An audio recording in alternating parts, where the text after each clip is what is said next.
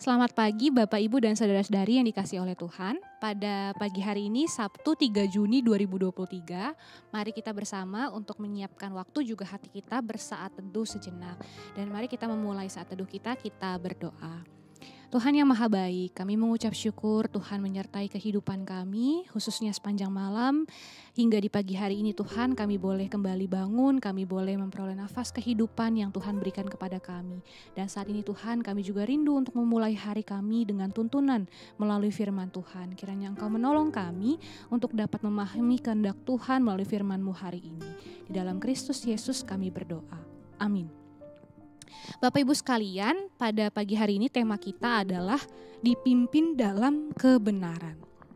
Bacaan Alkitab kita diambil dari Yohanes pasal yang ke-14 ayat 15 sampai dengan 17. Dan saya akan membacakannya khususnya di ayat 16 sampai dengan 17a. Aku akan minta kepada Bapa dan Ia akan memberikan kepadamu seorang penolong yang lain supaya Ia menyertai kamu selama-lamanya, yaitu Roh kebenaran.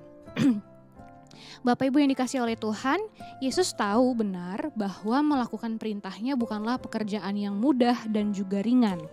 Bertahan setia kepada Tuhan di tengah-tengah dunia yang penuh dengan godaan dan cobaan tentu membutuhkan suatu perjuangan yang berat dan juga panjang.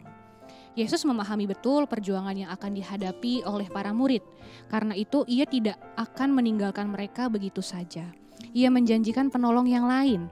Penolong itu adalah Roh Kudus yang memimpin umat dalam kebenaran dan menjaga agar umat tetap berada dalam kebenaran. Itu sebabnya ia juga disebut sebagai Roh kebenaran.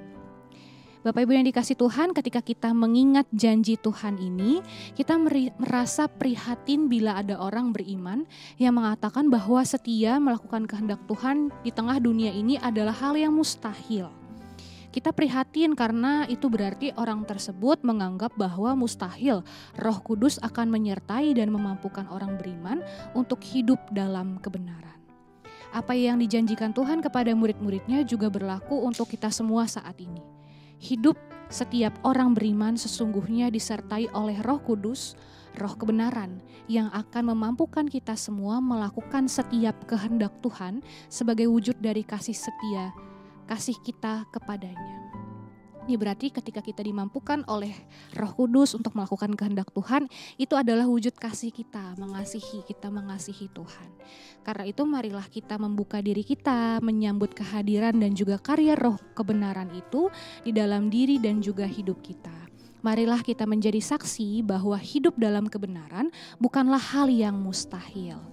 Hidup dalam kebenaran bukan sesuatu hal yang mustahil, tetapi suatu hal yang seharusnya kita perjuangkan, kita wujudkan dalam laku hidup kita sehari-hari. Kiranya Tuhan menolong dan memampukan kita. Mari kita menyatukan hati kita berdoa untuk menutup saat teduh kita. Allah yang kami sapa di dalam Kristus Yesus, kami mengucap syukur. Tuhan boleh mengingatkan juga meneguhkan kami kembali, bahwa Engkau tetap menyertai kami dimanapun kami berada.